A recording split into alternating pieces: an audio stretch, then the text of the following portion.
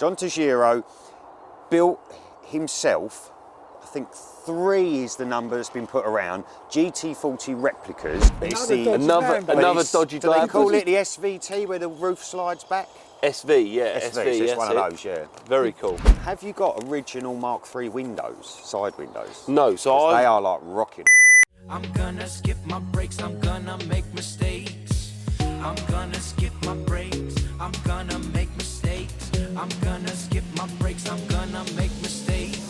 Look at the beautiful stars, I wanna drive a faster car. So this being the 5th episode of the GT40 escapade, you're probably all sick of the little recaps we do. So, if you don't know where we are on this journey, it might be a good idea to search the Hard Up Garage YouTube page and start from our first episode about this wonderful, legendary supercar. You ready? The name on the middle of that steering wheel should tell you that I was born ready, Shelby. Hit it. Attaboy.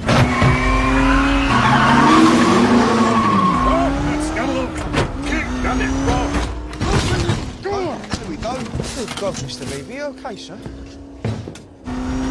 Oh my God! Oh my God! Oh my God! Yeah, baby! Yeah,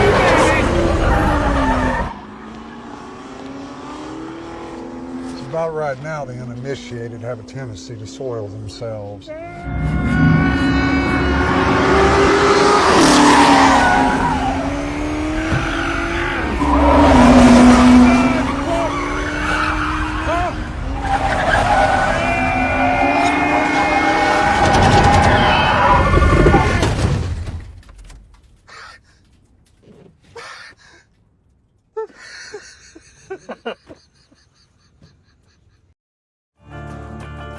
Yep, 20th Century Fox wouldn't have made a movie about this car if it wasn't legendary. And how many machines become the stuff of legend? Not many. So, last episode I was at Total Headturners in Essex picking up a clamshell front and rear body for a Mark III GT40. Headturners didn't just let us film their awesome facility. Alex, their second in command, gave me loads of advice and was proving to be very supportive. Right, I know it doesn't look lovely and clean, but there's some real great detail to this body. So this came from, let me try and tell you the story. So John Tajiro, before he built, again, take some of this with a pinch of salt, I can't prove what bits of it are true. John Tajiro built himself, I think 3 is the number that's been put around, GT40 replicas, before he went to work for DAX and built the DAX Cobra chassis and a DAX GT40 chassis. And he's one of the original builders of the car. Yeah, so John Tajiro built he was famous race car builder, driver, was involved in the original AC Cobra design, so he was a very famous racer, driver, car builder from the 60s. I've got a Generation 3, a Mark III Ford GT rear clamshell, which is, you can't buy them. You go on Google and try and find a rear clamshell, even new. You cannot purchase them anywhere. It is the holy grail. We bought from his next door neighbour or someone local to him a Mark III GT40 Tajiro car. And we stripped it completely apart, and because the film Le Mans 66 was coming out, we completely converted it to a Mark II, an exact copy of the Ken Miles GT40. Wow. So new front and rear clams, lots of little modifications, changed the gear lever over to the right hand side, all sorts of mods we did to it. But this body came from that car and is very accurate. When you look at all the aluminium paneling and the detail, that's one of the main things. Yes, it needs rubbing down and painting, but if you actually look at it as a piece of how it's put together, you know, it was all internally aluminium panelled.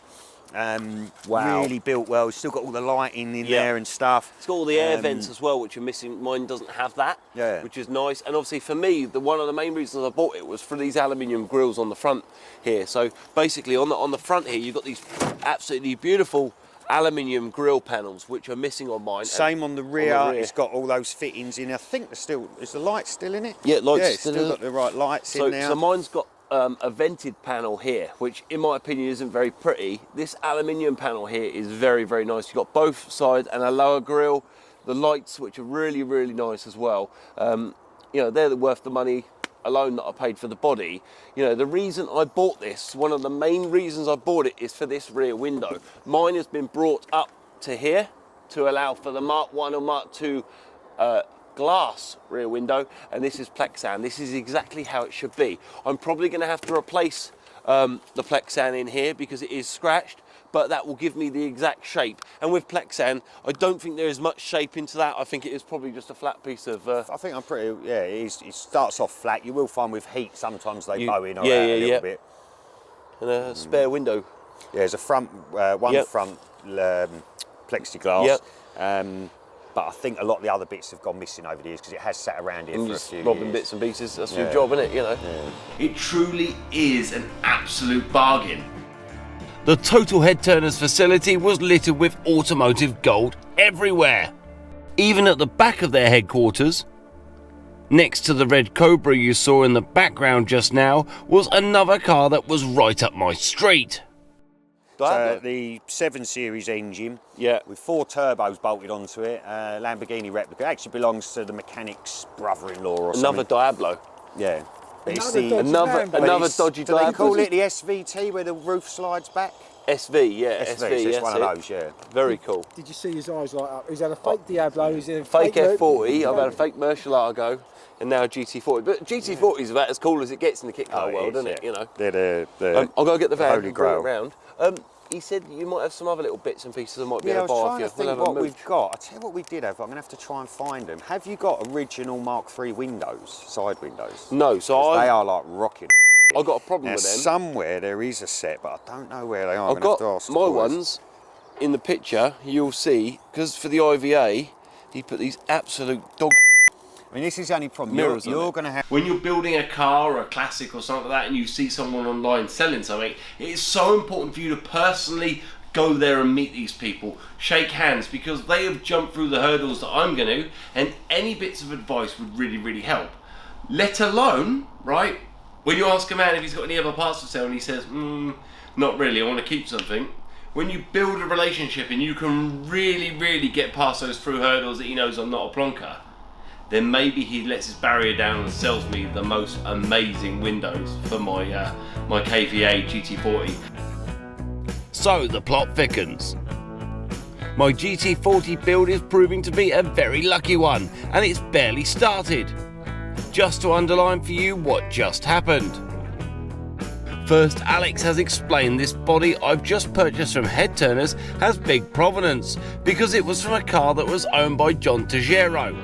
He is a big deal in the Cobra and the GT40 world. Then he mentioned they might have some GT40 Mark III windows. That is huge. As Alex said, that's like finding a unicorn. So the next thing to do was get my new body loaded into the van. Unfortunately, Karl, my cameraman and ace producer, and I couldn't squeeze it in. There was shelving that was in the way. Oh no, how the hell am I going to get my bargain purchase back to Fareham? Alex and I set it aside for the moment, and I got a chance to look at a pair of GT40s that Total Headturners had for sale, while Alex went off in the search for windows. So a couple of things I've noticed straight away. So this one here has got the early clips on it, which are very, very expensive, or that style of clip. These are a cheap version of it, I believe. And it's got like an actual bonnet hood pin on the top to stop the bonnet opening. Mine has got 2 latch clips which open really, really nicely. I'm noticing some high rocker covers on here, also a cast intake manifold.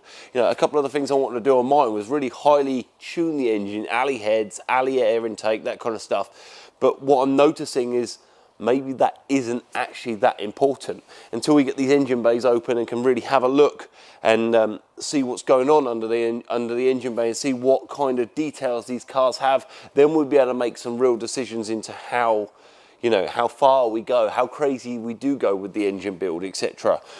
I'm noticing that the steering columns on these are a single shaft with a collapsible boss. So basically, from IVA rules, the boss does need to collapse in this if you have an accident.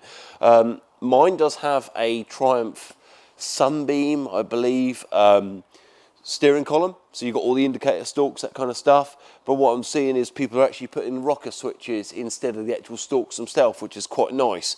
Quite a nice addition. This car here doesn't have any mirrors at all. This one does, and they are door mounted. What you see on the earlier ones, they have a bullet mirror here. Alley radiator in this one, also in this, which is nice. We can get an alley radiator, hopefully from our friends in America. I'm loving as well that I'm getting to see different styles. So, you know, the lens here on this one is slightly different. The headlight glasses are beveled, these ones are flat. There's, you know, this is a Mark II or a Mark I car, okay, and how you can tell that is by the square headlights. A Mark III has got twin circular headlights like my one. You know, I'm just really noticing slight variations. So this seat here, if you have a look, is closer into the car. It's more central to the vehicle. So it is central to the steering wheel, okay? But maybe what I'm actually noticing here is, yes, so the seat is further over. So that is what you're getting here with a Mark I and Mark II. The steering wheel is identical, the same place, okay? But where you've got no center gear lever like on the Mark III, the seat is closer to the passenger side, therefore making it more central to the steering wheel position. So that is what I'm really seeing. That is really, really obvious to me now, just by actually being able to spend 5 minutes here and look at the car. I love these twin fuel caps. Very, very period correct. And these are very expensive. These are around the sort of £800 mark for a pair of these. But they are a very, very crucial part to the build. This one's £80,000. And guys, this is a kit car. Okay, it's a 2011, so it's 10 years old. But it's a very, very, very well done car. And it's getting me so excited to the potential of our build. What we could build here could be groundbreaking, could be special, could be something we could take around the Goodwood track and be proud of what we've built. You know, over the years, the cars we've built, the F40, the Diablo, the Murcielago have been brilliant, brilliant cars, but they are replicas. They are rough. They do have Toyota MR2 or Pontiac Fiero insides. This car will be our first authentic kit car, okay? It will be period correct. And I hope, I really hope, that we would find a lot more people that would know the difference between R1 and a real one. So, my simple mission to just pick up my new body shell has morphed into something excellent. In the next episode, you'll find out how I solved the problem of getting my body back to my base in Fareham, and if Alex has unearthed the windows. Quick reminder, hit that subscribe button, the like button, and then the bell button, so you get alerts when we release new episodes. And follow us on social media too for extra stuff and more alerts about videos we are releasing, which at the moment is every Sunday and the odd Wednesday too. Bye for now.